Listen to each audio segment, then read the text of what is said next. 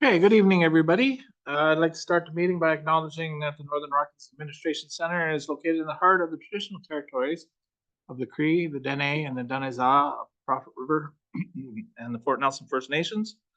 We recognize the rights provided by our treaties, and we also celebrate the contribution and enduring presence of the Métis Nation and people in our region. Please be advised that tonight's meeting is available for the public to attend virtually and is being streamed and recorded. Are there any council additions to tonight's agenda? Seeing none. CO, are there any staff additions? No, Mayor. Thank you. Are there any public that wish to comment on today's meeting online? In the gallery? Okay. Adoption of the agenda is in order, please. Moved by Councillor Andrews, second by Councillor Enoch. All in favor? Opposed? Carried. Thank you. There are 3 sets of minutes there. One from April 22nd, 2024, Regional Council Meeting Committee of the Whole from April 22nd, 2024, and the Special Regional Council Meeting of May the 14th for adoption. Moved by Councillor Andrews, second by Councillor Roper. Are there any errors or omissions? Staff see any? No? Council? No? All in favor of adoption? Opposed? Those are adopted. Thank you. Okay, is there any business arising from any of those minutes? Okay, then I'll move on to proclamations. So we have one proclamation here to proclaim June the 17th as Hope Air Day. Do we have a delegation?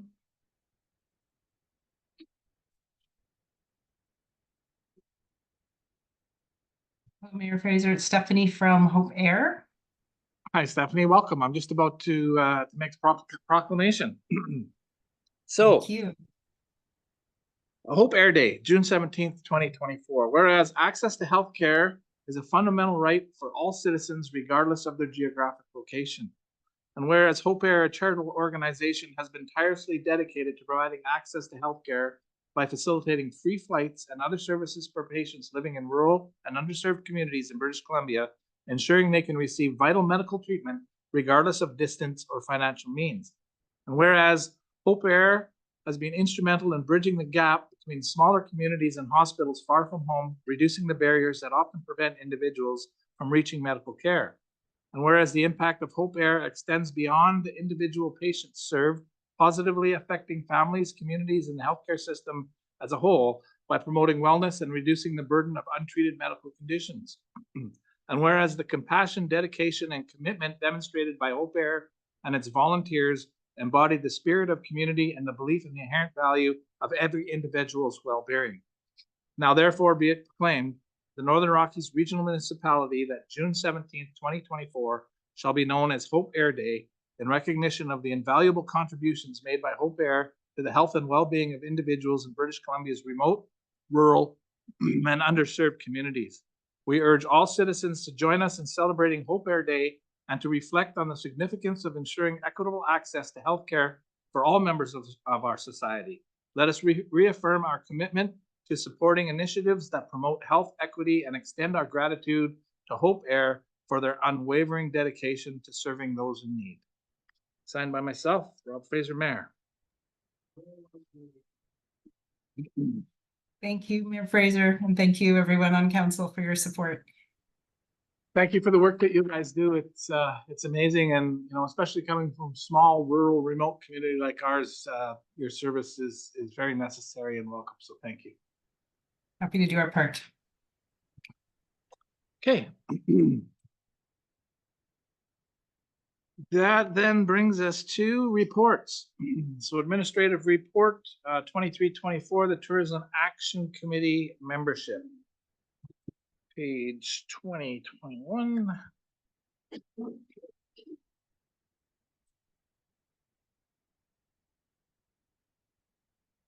Staff, please. Good evening, Mayor and Council. So this admin report comes to you as a deferred from the May 13th meeting and provides a little bit of an overview or a reminder of what we were looking to do related to tourism implementation and how that connects with the Tourism Action Committee. And then it also provides a little bit of information about the the Tourism Action Committee, or the TAC, that we've just been seeing over time. So less membership and a need to kind of reinvigorate that membership and maybe have some conversations with both the TAC and council. So this admin report just requests that we defer, or council consider postponing the membership renewal period, which would normally fall at the end of this month, to the end of the year, where we can hopefully have more engagement with both the TAC council and the community. Thank you. Any questions for Ms. Vandersteen? What are council's wishes? Recommendation there? Yeah, I'll move the recommendation that the current Tourism Action Community members' terms be extended until December 31st, 2024. Moved by Councilor Andrews. Seconded. Second by Councilor Roper. Is there any discussion? Seeing none, all in favor? Opposed? That carries. Thank you. Okay, that brings us to administration report 24. Update on the old Fort Game Warden cabin for discussion. So, Yes. please. So this admin report also comes deferred from the May meeting and provides a little bit more information about the game warden's cabin, including that through conversations with the Ministry of Water, Lands and Natural Resource Stewardship staff in specific details of what the license of occupation that the municipality does hold over that lot. We are required to keep it in safe, sanitary, clean condition. So there's some information provided to council, and it's just for information report at this time. Thank you. Questions? You know, it makes it clear to me that we are responsible for, the safety and the clean nature of that. And I don't think anybody has told us that that is part of the problem right now. It's really just looking at restoring that building, I think is what I don't think we've heard that it's in an unsafe condition. I don't know. But maybe that's the next step, is to figure out, whether we're meeting our obligations with respect to keeping it safe. And then I recognize the recommendation that we need to put it onto a joint agenda with Fort Nelson First Nation. So I'm just wondering what everybody else is saying. We're looking at doing a report to see how condition it's in from a safety perspective. I think that's actually a good idea. It kind of skipped my mind. I was thinking we should go straight to making a plan with the First Nations Council on how we would remediate, but it makes perfect sense to get a report on what the condition is first, and I think that would be a good move forward for sure. Staff, have we sort of thought that step down the road of what that might take to figure out? Because I think people have been telling us, with some letters and things, that they want to see us restore it. But this is our obligation. I think we've agreed that we weren't going to restore it, but the obligation to keep it safe is something that's been added to us. So Yeah. Or it's always been there. I guess now it's just been really brought to our attention. Yeah, unless Krista or Lisa can confirm the conversations they've had, but right, I haven't had an opportunity to circle back with staff with the events over the past month, because this was originally on the May 13th agenda. So the intent would be to have that conversation and look at what those next steps would be, and I would agree that it's, before any decisions are made, the council needs to make an informed decision, which would be what's the current state and what are the various options, right? Councilor Roper, please.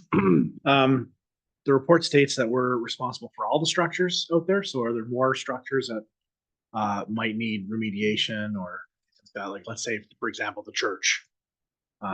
Should we be looking at it in a more broad spectrum than just the cabin? So the license of occupation that's talked about in this admin report is specific to the parcel that the old game warden's cabin's on. So it's the buildings on the game warden cabin property as well as the land. Thank you. So then I guess direction to staff to bring us back some more information with respect to what that process might look like, because Yeah. I'd like to have something in our hands before we go to Fort Nelson First Nation and say it's gonna cost this or it's gonna cost that. Is it worth our while? Do we want to do anything with it? Yep. Okay. Okay, good.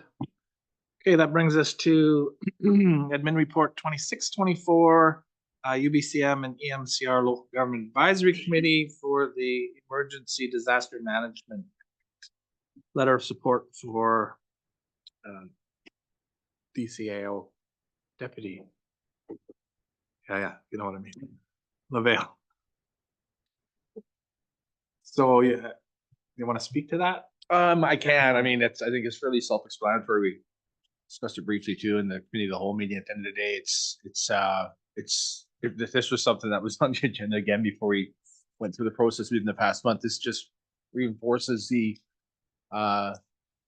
importance of having someone like Aaron on a committee like that. We've got the support of the contacts we have at Emergency Management Climate Readiness. And a letter of support from council would be great, and also any other support that, council and Mary, you talked about connecting with some contacts in the province. Anything that can be done, I think, is extremely important to be able to have a seat at the table. Okay, council's wishes? I'd like to say that, and I mentioned to Aaron earlier, that the fact that she was involved in a year ago in the planning for an evacuation that should never have happened, that we never thought would happen in a sense. And to be going through all the various details of what it could look like in an evacuation when you're not under the pressure of an evacuation, and then to actually experience it and be an active participant. I actually think all that prep work that Aaron led in that era is partially why this was a really successful evacuation. And so I think that she's uniquely positioned to have a voice that almost no emergency management person in the province has. And so if they reject her, we're going to have a plan B in order to find a way for her to sit at that table. Would you like to make the recommendation, Councillor Sills? I would like to recommend that a letter of support be provided to DCAO LaVale to support her application to the UBCM and EMCR Local Government Advisory Committee on Emergency and Disaster Management Act regulations. Moved by Councillor Sills, second by Councillor Gerwing. Further discussion? One comment, it was very interesting. I've never had the opportunity to have a report and kind of like a tabletop explanation on what would happen and then be able to go and experience it a week later. It really happened exactly as you would explain it. It was amazing.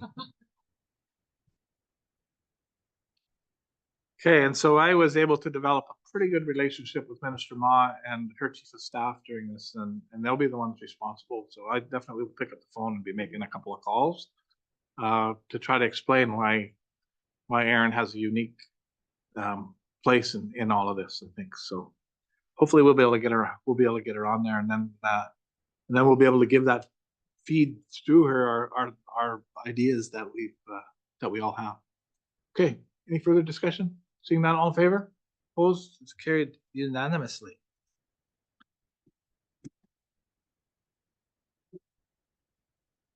Okay, the next administration report is 2724 small scale multi-unit housing legislation extension request.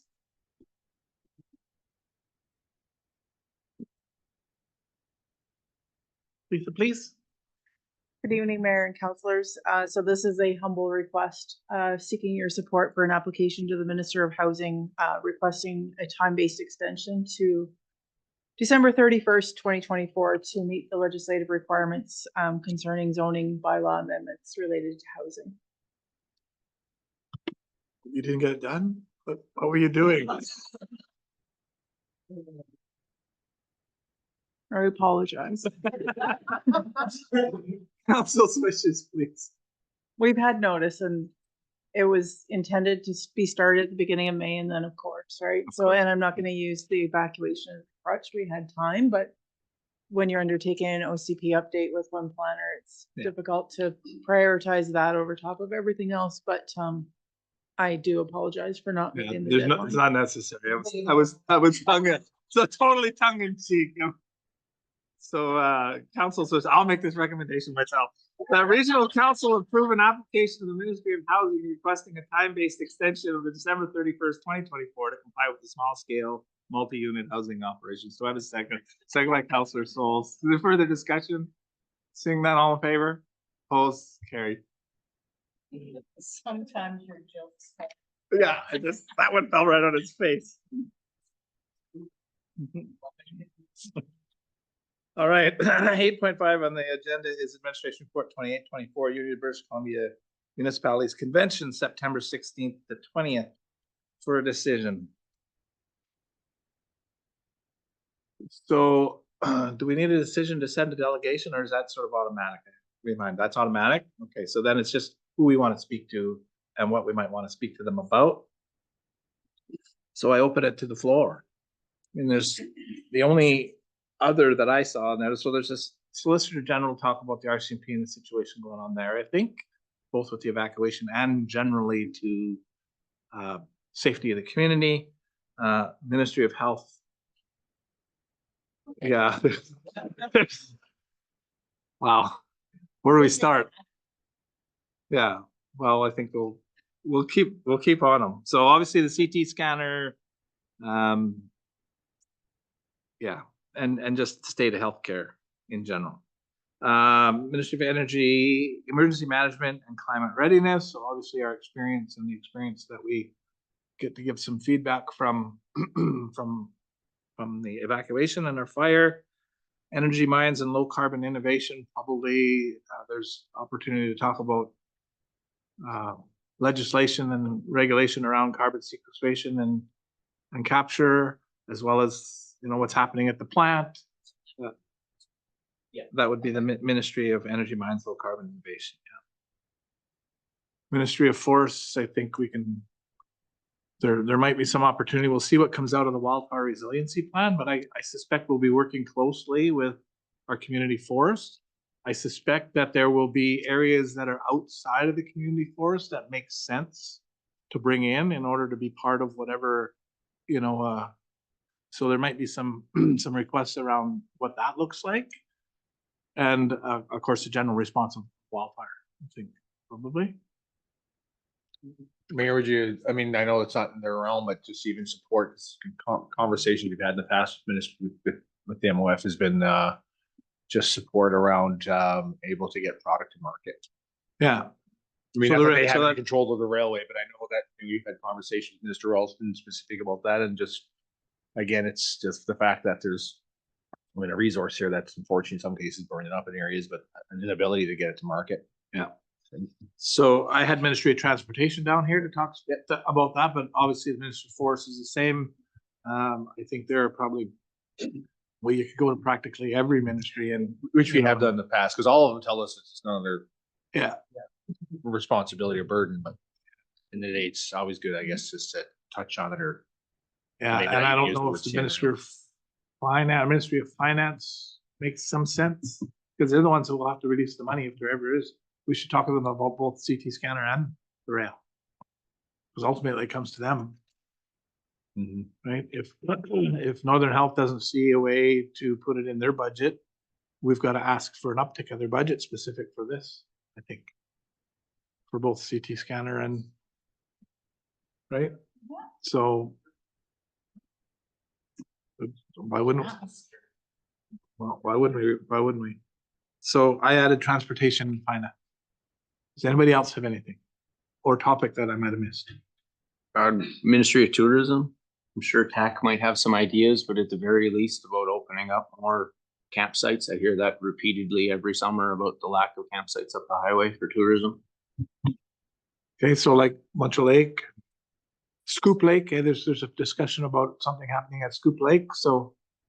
Okay. So specific to campgrounds, I think that around that one, okay? I was gonna say that the campgrounds are specific to BC Parks, right? So that'll Oh. fall under MOE, Ministry of Environment.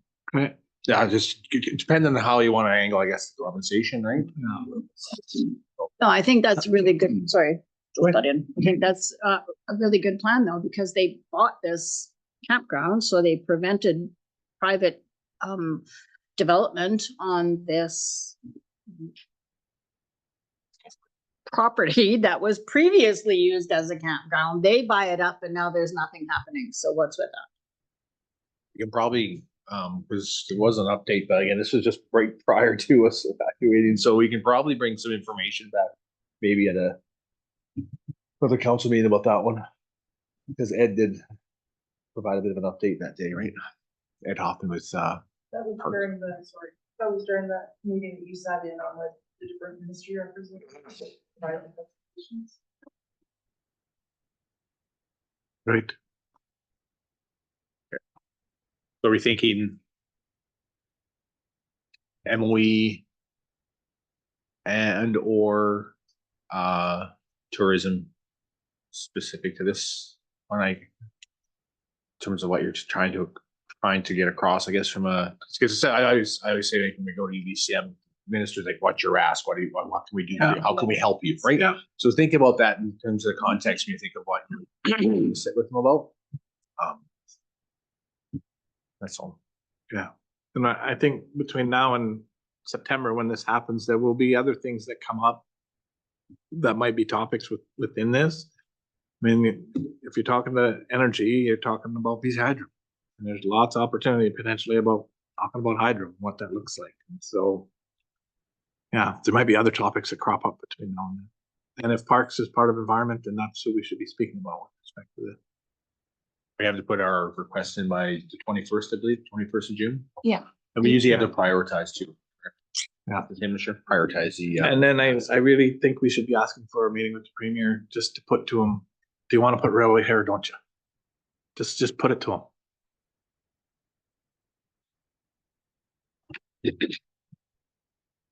Yeah, So there's the additional organizations that usually provide an invite. So BC Hydro is one of them. Northern Health's another, CN Rail is often there. So it's also those organizations that you might like us to reach out to for an opportunity to meet. Fortis maybe, we don't normally look for Fortis. yeah. I'm hoping that we'll be talking to Fortis all before that. I guess we'll see how these discussions come out of the in-camera discussion we had about speaking with those potential stakeholders and whether or not we need to take it further. Because I think we need to be speaking to them before September for sure. I mean, we're getting to election time by then. If we're gonna scream loud and hard because nobody's responding to us, that's the time to do it. Yeah, I think maybe we should book these appointments anyways. We can always, either have a different discussion or it can be a thank you for the support we've been getting, but barring the conversations between then and now, maybe we should just book them. How many of you are coming? Oh, can I just add one thing before we go? So if we have an opportunity to meet with BC Emergency Health Services, I think that I would appreciate that because they've just been outstanding and I think it would be really nice for them to hear it because usually we go there and we're not really Rail on them. happy, but this time we can be really. I kind of think it's ridiculous having UBCM right before the provincial election. It's almost ridiculous. And so with that, with that in mind though, that actually makes it logical to talk to the agencies, the BC Hydros, the CNs and so on, because they're still going to be there after the election, regardless of which hat is being worn in Victoria. And I think that, so the more discussion that we can have on a real, on a down to earth level where there's people that actually are going to be here after the election still involved in their system, we have to talk to them. So that's where potentially the ministry staff make more sense than even the ministry. In a sense, absolutely, yeah. I also think that, like, I appreciate you bringing up, whoever brought up finance, the idea of talking to finance. Because finance is one that we have not met with for a long time. And everyone that we do meet with that agrees with our ideas that we should have a railway, or we should have a timber tenure, or we should have things like that, they all have to default to finance, and taking a message directly to finance is something that will be on the record regardless of who is the finance after the fact. Whereas like talking to the premier about whether he wants a railway or not, he probably wants to know what's going to happen the week after, I mean, the month after instead. Any non-committal will be just norm for that. All right. Other comments? Yeah, I mean, because all of a sudden we're up to like 12 meetings. Yeah, and it's, We might not get them all either. yeah, I realize that, but it's It's much easier if you can extremely divide and difficult conquer a to little be bit from a prepared. schedule. You know, we gotta split them up and someone else is gonna have to take the lead. I can't do it all, that's for sure.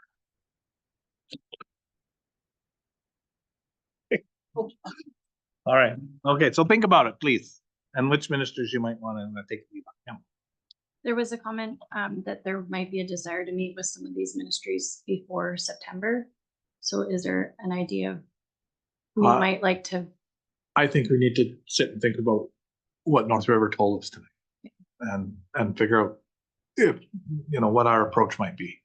So I would suspect we have another meeting where we have a chance to talk about, or think about it and then talk about it, or what a strategy might be. Okay. Because we're only influencers, right? We're not decision makers, we're only influencers, so there's only so much we can do. But I think we need to have our ducks in a row and figure it out. I mean, the main message I've been giving so far to anybody who will listen is that, you know, the province needs to come to the table to help us help ourselves. Right? There's lots of resources here for us to recover from this, but the province needs to help us help ourselves. So I think if we agree with that, we can, you know, we can formulate some kind of a strategy around that. Okay, you have everything that you need for that. That's enough to get you going for a day or two. All right. That then brings us to 8.6, which is the addendum. The award of the 2024 roadworks and asphalt pathways. Mr. Bostock.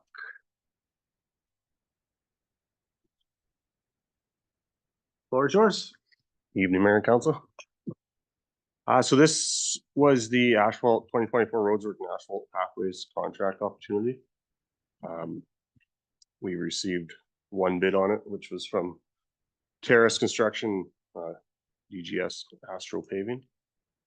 It's for various projects throughout the municipality, 44th Street, 51st Ave East, pathways within the Poplar Hills Golf Course and the walking trail, and various patches throughout town, plus the Triple G's museum campground pathway that was on there as well.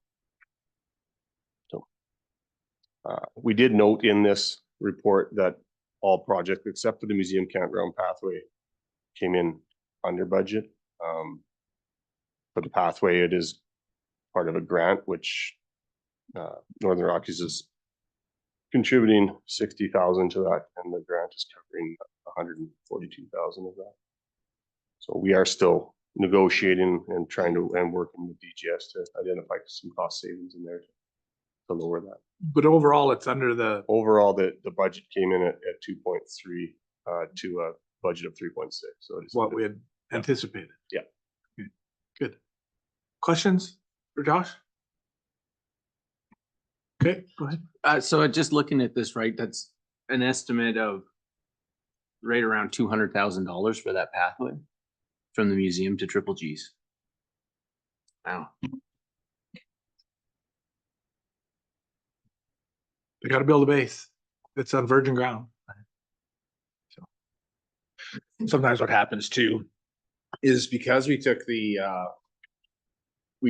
various paving components of other projects, which so each project had a separate budget, but it was all inclusive what the project would be. So Pick on 51st was sanitary and everything, but we took the asphalt out of that, asphalt out of 44th, and all these various asphalts. So sometimes, and then we put that opportunity in as all these, when the tender opportunity went out, we separated all those areas so that the submission from, in this case, DGS could indicate what they were submitting for each individual area. But sometimes when those submissions come in, they might take a certain cost and spread it across the projects based on just like, say if there's 5 projects and it's $500,000 of the work, it's $100,000 per project, which gets absorbed easy in a bigger project. But if it's a small project like the museum, MOB is usually that way, right? They'll take MOB costs and they'll spread them out and they'll just evenly do it, not necessarily prorated based on what they put in. They'll just say this is what, and it can artificially inflate one number. Or I think trees, for example, which we don't need the paving company putting trees in for the campground, but it's part of the project and it's linked in, it's part of the grant opportunity. And I think it was like, Reggie was $5,000 a tree or something outrageous like that, Yeah, right? there's a bit. So we just remove the trees and we'll just buy them, put them ourselves. But there's little things like that that kind of pop up those small, especially those smaller projects. They see the impact more, right? So that's why we recommend proceeding, because I mean, even though we'll in our budget process will show that the campground essentially could be over budget. If you took the sum of them all, it's they're also be under.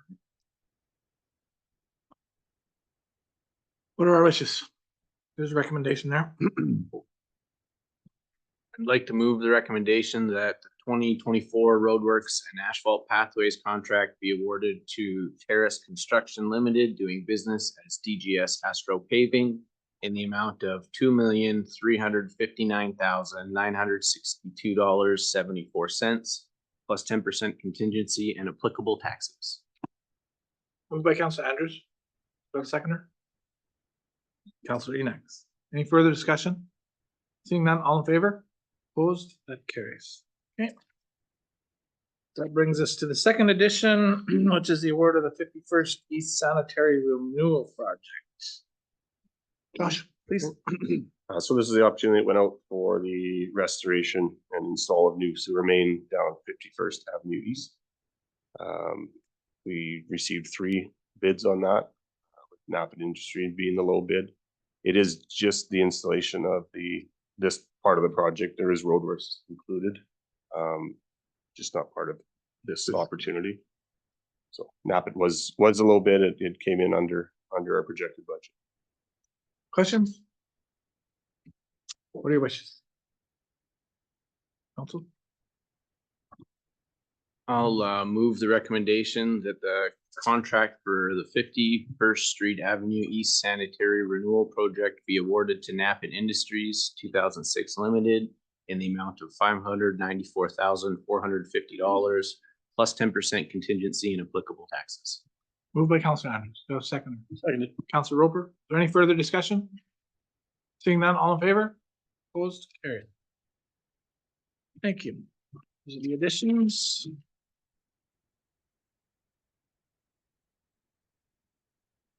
Okay, that brings us to 8.8, the water use restriction amendment bylaw 226, page 29. This one was brought forward on April 22nd council meeting to discuss adding an additional stage to the water use restrictions bylaw, just to enable us to help with water use throughout the summer months, and being with the usage we've had during this forest fire season so far. We're just recommending that we can add a stage just to help with usage. Okay, questions for Josh? I think there was a good discussion there about that last meeting. So we're looking for first, second, and third readings. Moved by Councilor Souls for second and third readings of this bylaw. Do I have a seconder? Councilor Andrews. Further, any discussion? Seeing none, all in favor? Opposed? That's carried. Adoption will come next meeting. Okay. Thank you. Okay, that brings us to correspondence and our information packages. So there is one piece of correspondence for discussion. Can we receive that for discussion, please? Moved by Councilor Andrews, second by Councilor Roper. All in favor? Opposed? Carried. So that's up. That's a letter from Randy McLean, Toad River Area Club, a letter of support for the recreation side at Scoops Landing. Anybody that wants to speak to it? I know it's been a discussion at the Northeast Stakeholders Meeting. That's just something that they've been trying to do for a while, so they're looking for support. I make that motion that we prepare a letter of support. Okay, for Scoops Landing? Yep. Okay. Moved by Councillor Gurley, second by Councillor Enoch. Further discussion? Seeing none, all in favor? Opposed? That carries. There are 7 items of correspondence for information. Somebody move those 7 items, please. Moved by Councillor Enoch. Second by Councillor Gerwing. All in favor? Opposed? Carried. Okay, that brings us to item 10. I think we had any additions. So we have an email poll for ratification, which is a letter of support for Christy Lear's application to the Imagine Grant Program. Okay. Moved by Councillor Enoch, second by Councillor Andrews, that we ratify that email poll. All in favor? Opposed? Carried. Thank you. 10.4 is a request by Councillor Grewing to attend the NCLJ Mental Health Symposium. Just 10.3, we recognize that it left the recommendation. Oh, I'm sorry. No, that's okay. Yeah, I skipped over. So 10.3 was ratification to defer the May 13th and May 27th meeting until June the 10th. So I'll make, well, moved by Councillor Andrews, second by Councillor Roper. All in favor? Opposed? Carried. Thank you. So 10.4 is the Councillor Goering's request to go to the mental health symposium. Yeah, thanks, Mayor. Included in your agenda package is all the information on what the NCLGA, so the North Central Local Government Association, in partnership with the City of Prince George and the Claytley Tenay, are hosting a mental health and addiction workshop in November.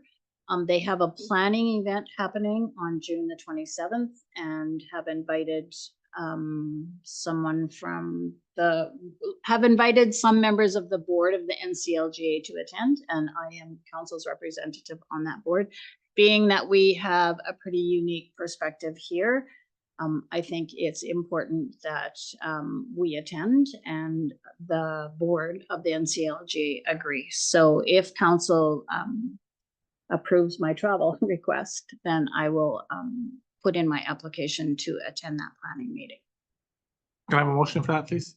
Moved by Councillor Enoch, second by Councillor Souls. All in favor? Opposed? Carried. Thank you. Welcome. 10.5, confirmation of attendance, special regional council meeting at Toad River. So this is this Saturday. So there's various things happening this Saturday, but we've been kind of putting this off. And if we don't do it this Saturday, I think we start to get into summertime, fall time, and it's difficult for the residents of Toad River to attend. Is that correct? Excuse me. You know, we landed on the 15th date. It was based on, at the time, council's availability, the availability of some options provided by the members up at Toad, as track. And the challenge is if we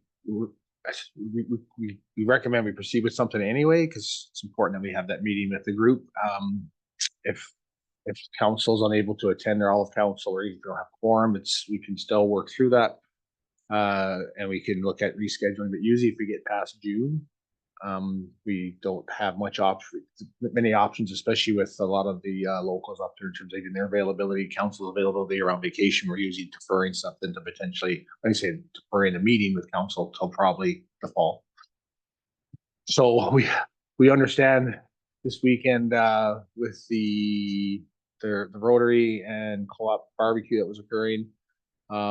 We communications with that group to see if they can adjust course a bit, maybe do something Sunday or Friday. It was something that we weren't able to do. So we and to discuss some options around the Toad meeting. We met with Toad today, or virtually, and chat about the agenda and stuff. So we're just hoping to get we can on the council for this weekend. And so we intend anyway as staff to go up and meet with them to update them on where they are, just to set from a timing perspective. I plan on attending.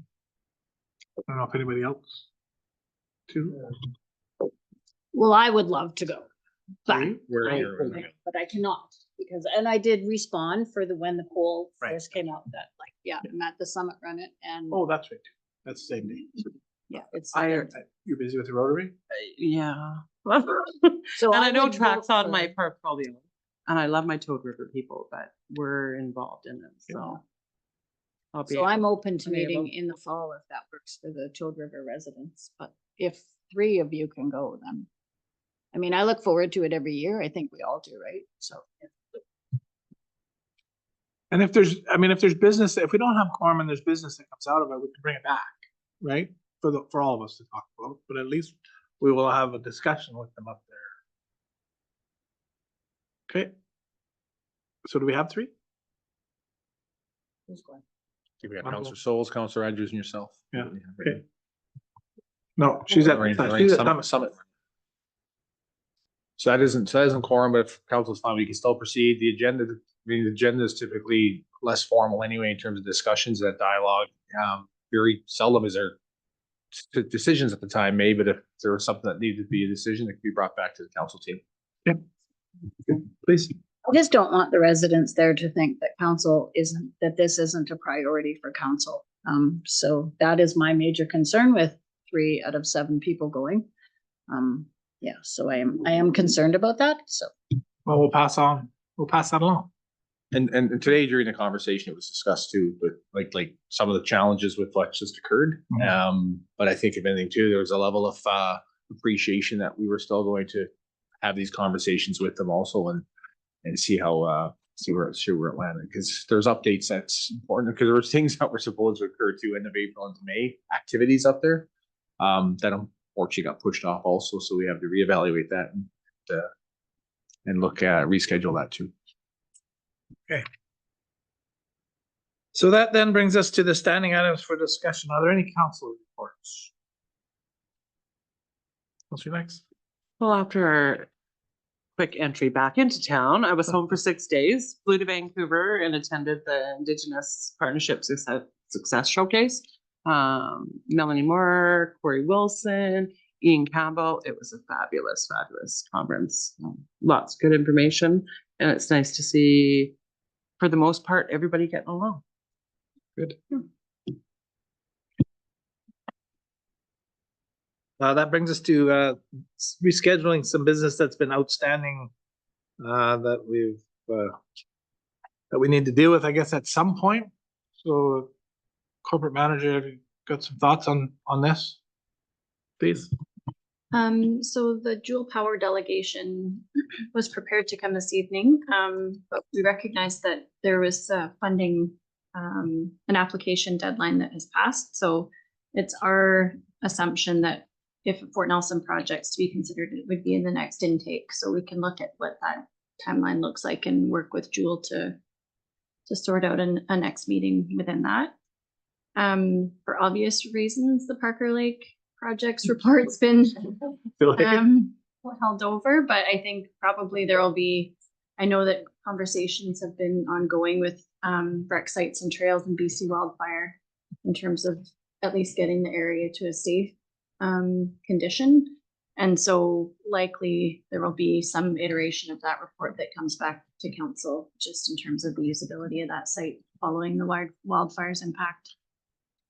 And then we did reach out to Kerry Newkirk with Northwest Tel. Again, he was happy to come and chat with council about the project, but they were also up against a deadline for an application for funding, and they just referred to the NRM submission to the CRTC in terms of our support for a fiber project in the region. So it's at your convenience that he can come and chat about the project directly, but there's no urgency with that one anymore either. So Yeah, I think I'd like him to come and make a presentation to us.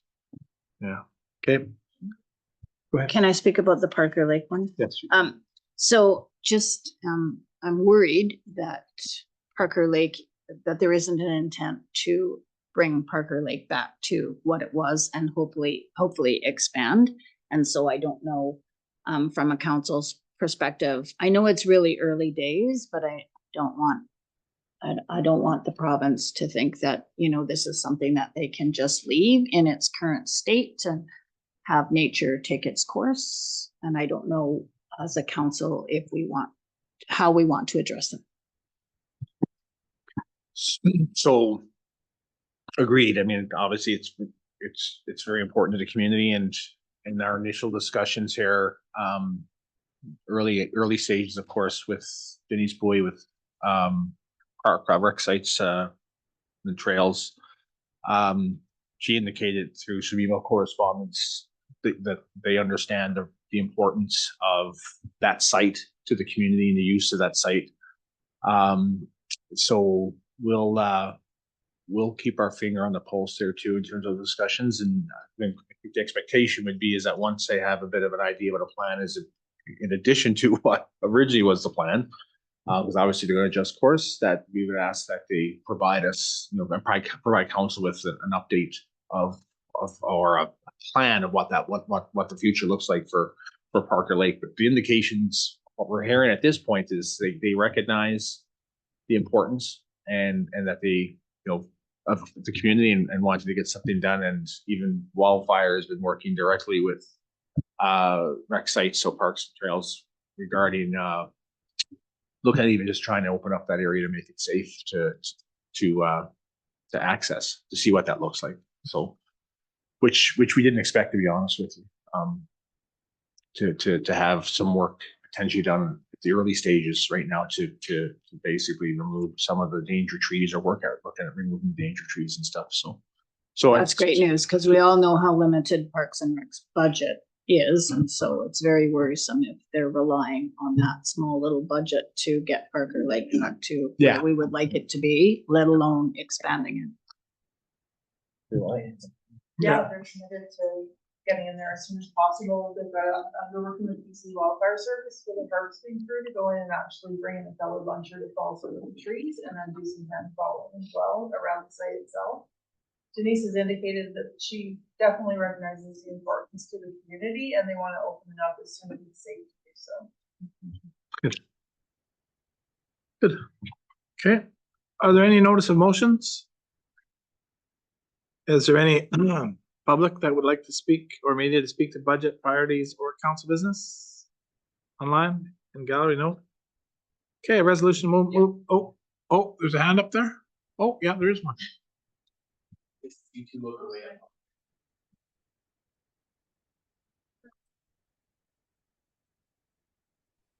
Bev, floor is yours. Thank you. I had a hard time getting my hand up there. Thanks very much, Mayor and Council. Good to be back.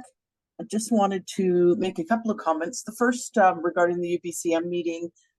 If there is a meeting with the Minister of Tourism, we'd like an opportunity perhaps to engage with operators and what they see is the biggest obstacles and opportunities for tourism in the region.